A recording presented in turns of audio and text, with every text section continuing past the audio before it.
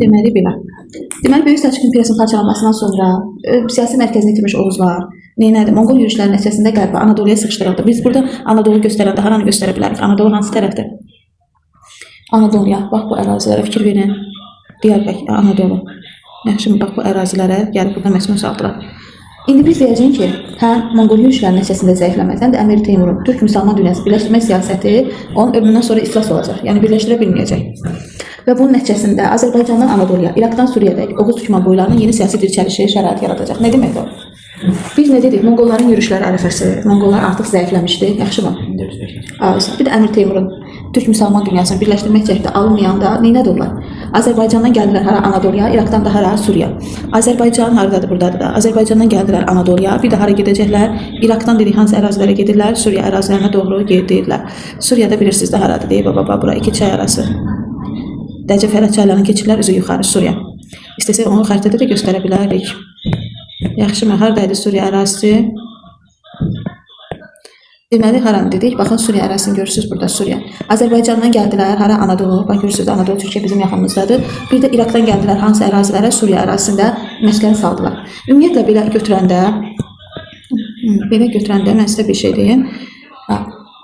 Bax, belə deyək də, 14-cü əsrin 70-80-cı illərində Van gölü ətrafında güclənən Qaraqoyunlu tayfa birliyi 14-cü əsrin 70-80-cı illərində Van gölü ətrafında, yazınızda saxlayın, Qaraqoyunlu tayfa birliyi feodal hakimliyini yaratdı. Nə vaxt yaratdı feodal hakimliyini? 14-cü əsrin 70-80-cı illərində. 14-cü əsrin 70 və 80-cı illərində nəyi yaratdı? Tayfa birliyini yaratdı. İndi gəlin biz sizə Qara Yusifdən danışaq. Bax, burada Qaraqoyunluda biz tayfalar deyirdik ha. Hansı tayfa birliyinə daxil olan tayfalardan yaranmışdı? Ağacərlilər. Ağacərlilər haradaydı? Ağacərlilər 5-ci əsrdə. Ağacərlə yadınızda saxlayın ki, 5 Ağacər, hətta harca 5 yadınızda saxlayarsınız. Sonra deyib Türkmanlılar, 5-in üstə 2 gələcəyin 7-ci əsrdə hansı tayfalar idi? Türkmanlılar tayfaları idi. Yaxşımı? Sədrilər S hərfi ilə Sürməlidə və Naxçıvan ərazisində məskunlaşmışdılar. Baharlar da Qaraqoyunlu tayfa birliyinin dövlətin yaranmasında Baharlar əsas rol oynamışdı. Hansı tayfalardan danışdıq? Biz bunları təkrar edin, gecə indi bu tərəfə. Ağacərlər, Türkmanlar, Baharlar, Sədrilər və s. İndi biz deyəcəyik 14-cü əsrin 70-ci illərində Van gölü ətrafında Baharlı tayfası aparıcı rol oynamışdı. Baxırsınız bu hissiyə. Van gölü ətrafını tapın görün mənə, hansı ərazidir Van gölü? Bizim burada göllərimizə nəzər salsaq, deyəcəksiniz ki, Urmiya gölü, yaxşımı? Ondan sonra Göyçə gölü, bax bu da Van gölüdür. Elə bu hərfinə oxşayır, baxın. Aydındırmı? Bax, bu türk tayfaları Van gölü ətrafında, görün burada nəyə fikir verirsiniz? 70-ci illərində Baharlı tayfası aparıcı rol oynayacaq, yaxşımı? Bayram Xoca B hərfi ilə, Bayram Xoca B nəyin əsasını qoyacaq? Bəyliyi. Aydındır? Bayram Xoca nəyin əsasını qoydu? Bəyin əsasını qoydu. Və biz deyəcəyik ki, uşaqlar, bax, Bayram Xoca Şeyx Üveysin sarayında nüfuzlu əmirlərdən biri olmuşdu. Şeyx Üveysin də birazdan mən sizə sual cavab edəcəm də, Təbrizdə nə vaxt yürüş eləmişdi? Şeyx Üveys. Şeyx Üveys Təbrizə. Şeyx Üveys 1359 və Şirvana nə vaxt yürüş eləmişdi? 1367. Bu belə. İndi gəlirik nəyə? Bayram Xoca dedik nəyin əsasını qoymuşdu? Bəyliyin əsasını qoymuşdu, yaxşımı? Sonra öz hakimiyyətini hara yayacaq? Sivasa, Şərqi Anadoluya, Ərzincana qədər yayacaq, yaxşımı? Hansı ərazilərə yaydı? Sivasa, Şərqi Anadoluya, Ərzincana qədər olan ərazilər öz hakimiyyətini yaydı. Sonra kim gələcək? Bax, onun oğlu Qara Məhəmməd gəlir. Qara Məhəmmədin hakimiyyət illəri 1380-1389 bəli. Qara Məhəmmədin hakimiyyətə gəlməsi, bax bu da Qara Məhəmməd, bax fikir verin, bu nə yazmır? İnternet yoxdur bəlkə onca. Məhəmməd 1389-cu illərdədir. Nəyini yadda saxlayacağıq Məhəmməd uşaqlar? Məhəmməd, bu da Sultan kimlə dostluq əlaqəsi olmuşdu? Əhmədlə, Məhəmməd, Əhməd. Amma Şeyx Üveys, əslində bunlar düşünün, sadəcə anlayış olsun da, kökünün əzbərləməyin deyə detallarına qədər izah verirəm. Amma Şeyx Üveys dedi kimlə əlaqəsi olmuşdu? Şeyx Üveysin. Şeyx Üveys də şeylə, nə idi onun adı? Bayram Xoca Şeyx Üveysin sarayında nüfuzlu əmirlərdən biri olub. Aydındır. İndi uşaqlar, bura sizə aydın olandan sonra biz gəlib deyəcəyik ki, Qara Məhəmmədin dövrü Teymurun yürüşləri dövrünə təsadüf edir də. Yəqin Teymurun yürüşləri yadınızdadır. 1380-89-cu illərdə. Sonra nə vaxt dedi Teymur başqa? Niyə bilirik bunlar, ha? 1380-89-cu illərdə dedik də, hə? Bunu da Teymurun bura yürüşü ilə əlaqədə bu ərazisini neyəcək? Ərazisini genişləndirə bilmir. Yaxşımı? Aydındır. Yaxşımı? Nə dedik? Teymurun bura yürüşləri ilə əlaqədar 1380 bu ərazisini genişləndirə bilmir. Bu sizə aydın oldu. İndi uşaqlar gəlirik Qaraqoyunlu dövlətinin yaranmasında, güclənməsində Qara Məhəmmədin oğlu Qara Yusifin dövrünə. 1389-cu ildən Qara Yusif gələcək 1420-ci ilə qədər. Yaxşı, görək bu Qara Yusifin gəlməsində Azərbaycanda vəziyyət necə idi? Azərbaycanda sizcə hansı dövlət ola bilər? Teymurlər, Teymuri, sonra Ağqoyunlu, kimi yandırır? Ağqoyunlu, bir də Cəlalilər. Azərbaycan uğrunda mübarizə aparaq. Yaxşımı? Bəli, Şirvanşahlar var, bəli, 1538. Amma biz buna Teymurlara qarşı mübarizə aparmaq mümkün olmadığını başa düşən Qara Yusif əvvəlcə nə edəcək uşağa? Başlayacaq əlaqələri gücləndirməyə. Qara Yusif Sultan Əhməddən, halbuki Cəlari idi də, Əhməd gəlmişdi 1382-dən 1410-cu ilə qədər. Yaxşımı? Bax, bu Cəlari 1382-də Dərbəndilər sülaləsindən yadda saxlaya bilərsiniz. Bununla nə edəcək uşağa? İttifaq bağlayır. Ağqoyunlu, bax yaza bilər ki sizə Azərbaycanda mükəmməl mübarizə uğrunda aparan dövlətlər. Məsələn, mən təkcə fikirləşirəm yazan ki, Teymur dövləti, Ağqoyunlu dövləti, Cəlalilər dövləti. Teymur dövlət, Ağqoyunlu dövlət götürə bilmərəm. Ağqoyunlu hələ dövlət olacaq 1468-də. 14-cü əsrin sonu, 15-ci əsrin əvvəllərində hələ Ağqoyunlu yoxdur. Bax, belə şeylərə, incə məqamlara fikir verin, yaxşımı? Bəli, tayfadır. Bir də dedi ki, Teymurlərdir. İndi Ağqoyunlu Qarayolluq Osman bəy bu fikri qəbul eləməyəcək, yaxşımı? Və İldırım Bayazid var idi ki, bununla Qarayolluq Osman bəy yadınızda saxlayın. Qarayolluq Osman bəy bunu qəbul eləmir, amma Qara Yusif Bayazidlə dostluq əlaqəsi saxlayacaq. Hətta o 1402-ci ildə Ankara döyüşünü Teymurlar keçəndə deyəcəm, gətirib bura çıxartmasının başlıca səbəbi də elə bu Bayazidin Cəlari və Qaraqoyunlu hökmdarlarını müdafiə eləməsi olacaq. Yaxşı, hökmdar deməyək, onları da, yəni hakimlərini. Çünki hələ Qaraqoyunluda dövlət yox idi, hökmdar deyək də, yaxşımı? 1402-ci ildən söhbət gedirsə. Bu incə məqamlara fikir verin əsasən. İndi deməli uşaqlar təsadüf deyil ki 1394-cü ildə Bağdad yaxınlığında döyüş olacaq. Bax, fikir verirsiniz buna. Bağdad yaxınlığında döyüşdə Cəlari Sultan Əhmədlə Qara Yusif Əmir Teymura qarşı olacaqlar. Əmir Teymur onları məğlub edəcək. Bunlar qaçıb sığınacaq kimə? Bayazidə. Bax, Bağdad bu, Bayazid bu. Yaxşımı? Bayazid deməyəcək. Onları Əmir Teymur tələb edəcək ki, verin onlar mənə. Əmir Teymur da verməyəcək. Yaxşımı? Bunlar arasında başlayacaq mübarizə düşməyə. Aydındır? Və ondan sonra bu 1402-ci ildə Ankara döyüşü olur. Ankara döyüşünün başqa səbəbləri də var. Mən yenə deyirəm, Teymurlərdə deyəcəyik. Ankara döyüşündən sonra məğlub olan Teymurlər, belə Osmanlı qüvvələri, bunlar qaçacaq Misirə. Əhmədlə Yusif qaçır hara? Misirə. Misir hökmdarına Teymur deyəcək ki, bir qulda bunları həbs elətdir. O da kim idi ki, onun sözünü yerə salsın? Həbs elətdir, ikisini də atacaq hara? Həbsxanaya atandan sonra uşaqlar 1402-ci üstədə 3 gəlirəm. 1405-ci ildə bilirik ki, Teymur ölür. Teymur öləndən sonra Misir hökmdarı deyir ki, mən bunları boş-boşuna burada nəyə saxlayıram ki, azad edib neynəyəcək, göndərəcək, üzü geri. Bura qədər sizə aydın olursa, mən də keçəcəm döyüşlərə. Yaxşımı? Gəldik hara? İndi gəldik biz nəyə? 1406-cı il var, 1408, 1405-ə qədər sizə aydındır da. Naxçıvan yaxınlığında Araz çay sahilində döyüş baş verəcək. Naxçıvanı görürsünüz burada. Mərənd, Naxçıvan. Gördünüz Naxçıvanı? Gördünüz? Naxçıvanı gördünüz burada. Ha? Səsiniz gəlsin də. Naxçıvan yaxınlığında Araz çayında görürsünüz də, burada baxın bu Kür çayıdır. Bu qələm deyəsən yaxşı göstərmir ha? Biraz tütləşdirin. Bax, bunu görürsünüz bu Araz çayı. Gördünüz? Bu da Naxçıvandır da. Naxçıvan yaxınlığında Araz çayı ətrafında döyüş baş verəcək. Yaxşımı? 1402-ci il, 6-cı ildə, 1408-ci ildə isə Təbriz yaxınlığında Sədrud düzündə döyüş baş verəcək. Təbriz yaxınlığında, bax fikir verirsiniz, Təbriz yaxınlığında Sədrud düzündə döyüş baş verəcək. Burada niyə göstərməyib onu? Bax, bu təxminən bax bu ərazilərdə də Sədrud yaxınlığında döyüş baş verir. Hər iki döyüşdə tarixi əhəmiyyəti ondan ibarət idi. Teymurlərin cənub torpaqlarında hakimiyyətinə son qoyulacaq.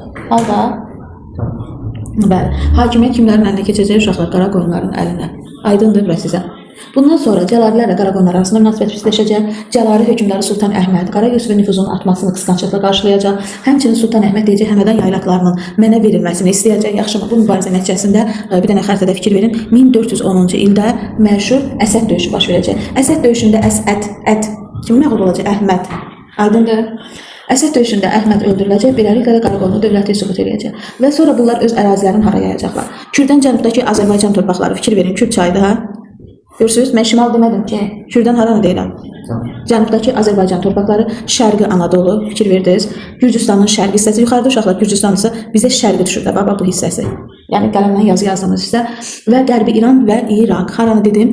Qərbi İran və İraq. İranın, bura İrandırsa qərbi düşəcəkdir də, qərb hissəsi, şimal, cənub, şərq, qərb.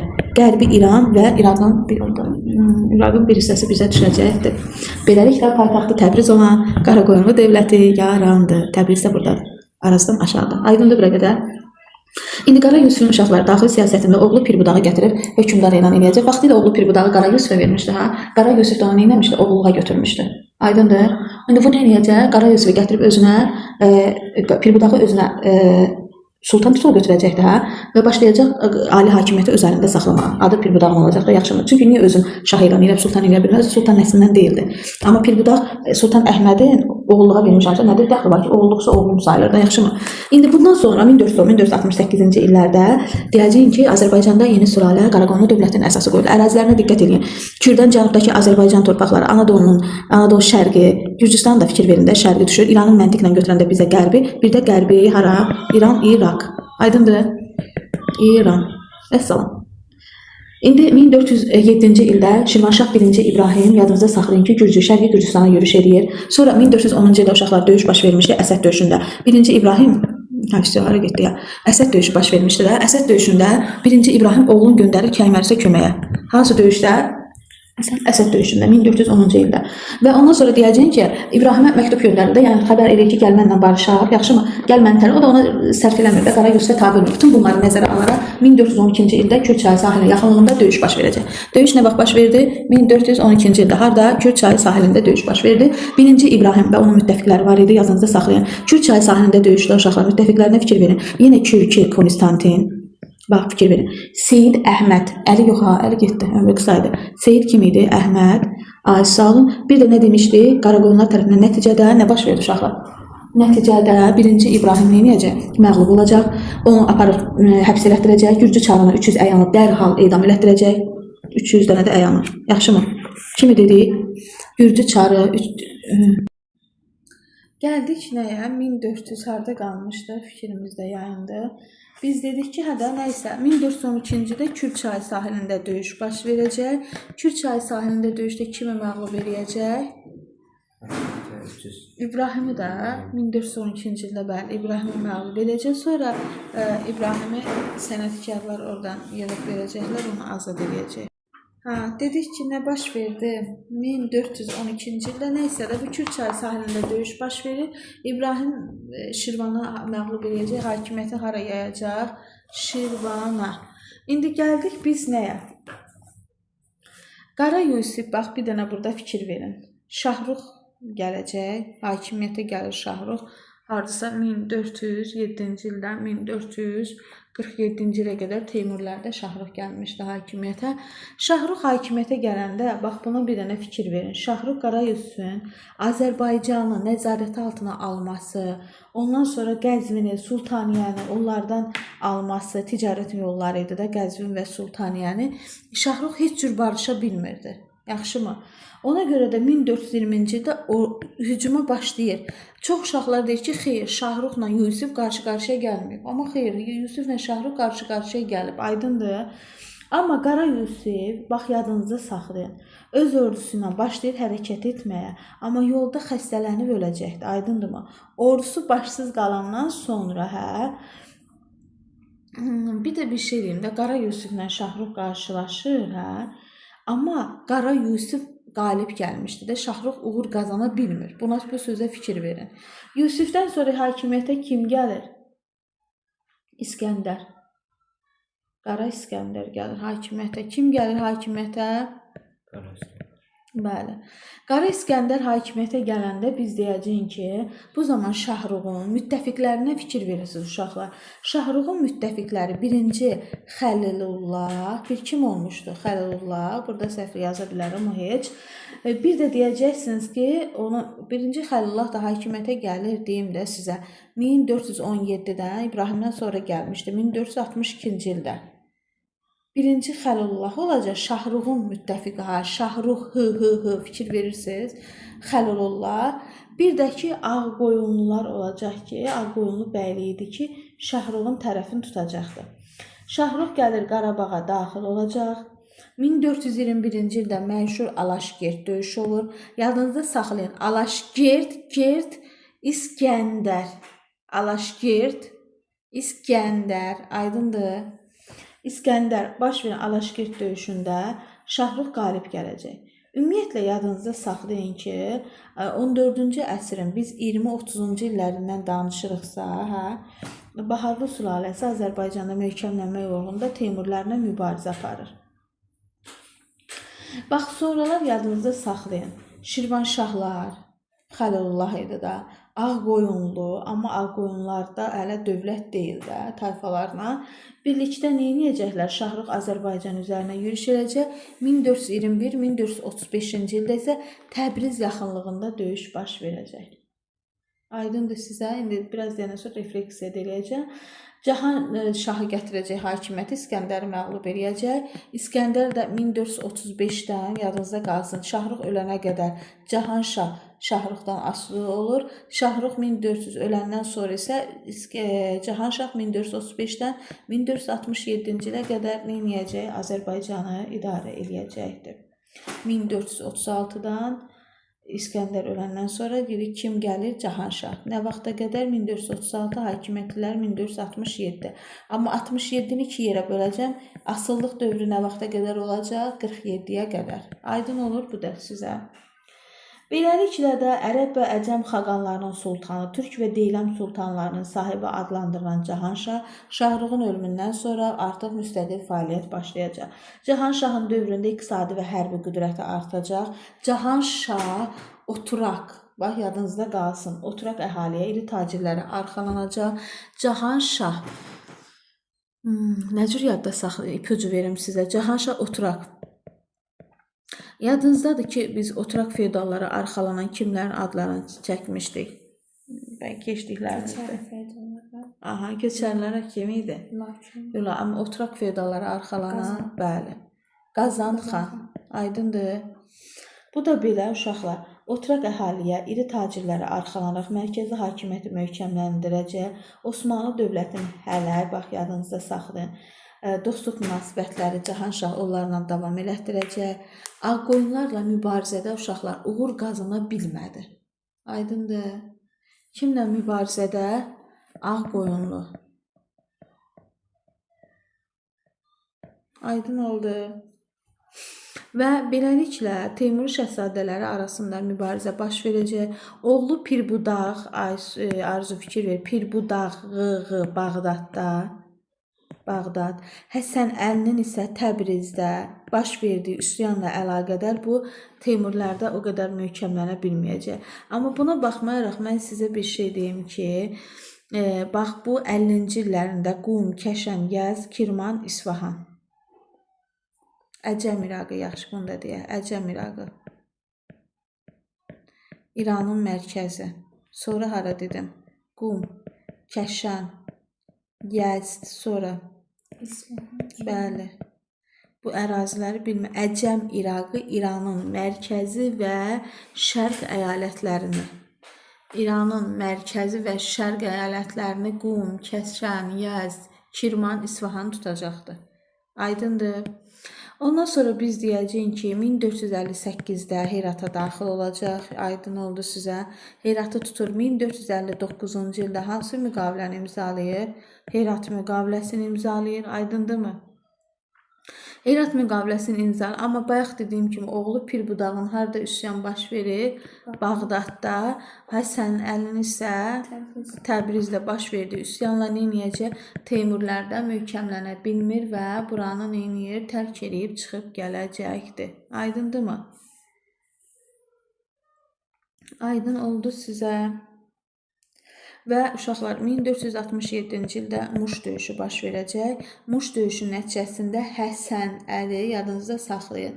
Həsən Əli deyilmi? Həsən 1467-də Cahan Şahı məğlub edəcək. Muş, Cahan Şah.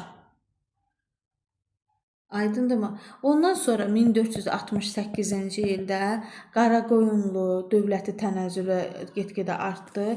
Həsən Əli Həsənə qalib gələcək. Yəni bilin ki, sonuncu bu Cahan Şah olmayıbdır da hakimiyyətdə. İndi gəlin mən sizlə döyüşlərin xronologiyasını düzüm, refleksiya eləyim, görüm nə öyrənirsiniz. 1394 kömək eləyərsiniz mənə.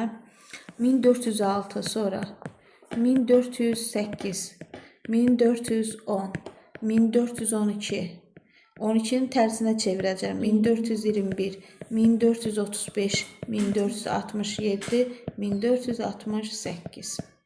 Heç mənim də tarix müəllimim mənə belə başa salardı. Dedik, get örgən gəl. Bağdad döyüşü. Hər dəfə uşaqlar dərs izah edəndə travma alıram. Valla. Bir dəfə mənə dərs izah eləməyim. Qaraqoyunlu dövləti. Bağdad döyüşü kimlər arasındaydı? Əhmədlə kim idi deyin də, mən danışmayayım. Yusif kimə qarşı birləşmişdi? Teymura qarşı. Teymur bunları məğlub elədimi? Qaçdılar hara? Bəyazidin yanına. Teymur, onlar oxuyarsınız özü. 1406-cı ildə harda dedim? Göstərdim xəritədə. Araz çayı, Naxçıvan yaxınlığında Araz çayı sahilində kimi məğlub elədi? Teymurları. 1408-də Sədrud da dedim Təbriz xəritəni. Onun üçün deyirəm, görüntü olanda rahat olur. Təbrizi göstərdim Sədrud yaxınlığında döyüş. İndi bir də açmıram da. Cənubi Azərbaycanda Teymurların hakimiyyətinə son qoydum, bəli. 1410-cu ildə hansı döyüş oldu? Əsəd, kim getdi? Əhməd. Ay sağ ol, yaxşımı? Əhməd, bununla da Cəlalilərin hakimiyyəti sona çatacaqmı? Halbuki yaranmışdı 1340-dan 1410-cu ilə qədər. Amma Cəlalilərin Azərbaycandakı hakimiyyətinə nəzər salsaq deyəcəyim ki, gəlmişdi nə vaxt? Hə? Əslində 49-da olmuşdu. Yox, Azərbaycanda bəli 59-da. YouTube-a yüklədiyim o dərslərə baxın, xahiş edirəm. Onlar ağır dərslərdir. Mən onları sizə artıq qısa verməyəcəm ha. Keçəndə deyəcəm ki, götürürsüz bu bölmədən Qaraqoyunluya qədər. Onun üçün də möhkəmləndirir. 2-2-1-1 verirəmsə möhkəmləndirir. 1421-ci-də Alaşkert döyüşü baş verdi. Alaşkertdir, amma mən Gert deyirəm ki, İskəndər, aysa. 1435-də Təbriz yaxınlığında baş verdi, İskəndər getdi. 36-cı ildə hakimiyyətə kim gələcək? 1436-da kim? Cahanşah, bəli. Qızlar, Arzu fikir ver. 1435-dən 36-dan nə vaxta qədər Cahanşah olur? 36-dan nə vaxta qədər? 1467-dir, bəli. 67-yə qədərdir. Mən yarısını böldüm axı Şahrıq öləndən sonra, bəli, artıq müstəqil siyasət yeritməyə başlayacaq. Və 50-ci illərdə İranın mərkəzi və şərq əyalətlərini Ərəb İraqını, sonra nə dedim? Qum, Kəşən, Yəzd, İsfahan. Bu əraziləri tutacaq. Sonra 1458-də uşaqlar hara daxil olacaq? 1458-də Herata. Bəli, 1459-da hansı müqavilənin bax Herat. Amma oğlu Pirbudağın, Bağdadda, Həsən Əlinin isə harda? Hardaydı? Təbrizdə baş verir üsyanla necəcək? 1467-də məşhur hansı döyüşümüz olacaq? Muş döyüşü. Muş döyüşündə kimi məğlub oldu? Həsən Ağqoyunlu hökmdarı desəm götürürük? Xeyr, çünki nə vaxt hökmdar olacaq? Hətta mən uşaqlar Qaraqoyunluya son qoyanda da hökmdar deyirəm. Mən nəyəm? Hakiməm. Bəli, başçıyam. Daha sonra feodal hakimlərin başçısı.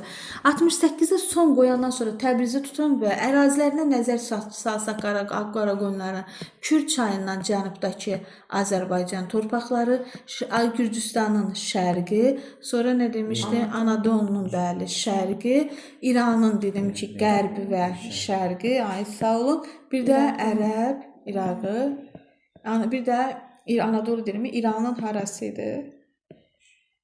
Şimal-qərbidə, bəli, və sağ ol. Ehtiyac nəsə qaldı, aydın oldu sizə? Bəli, heç nə. Gedirsiniz,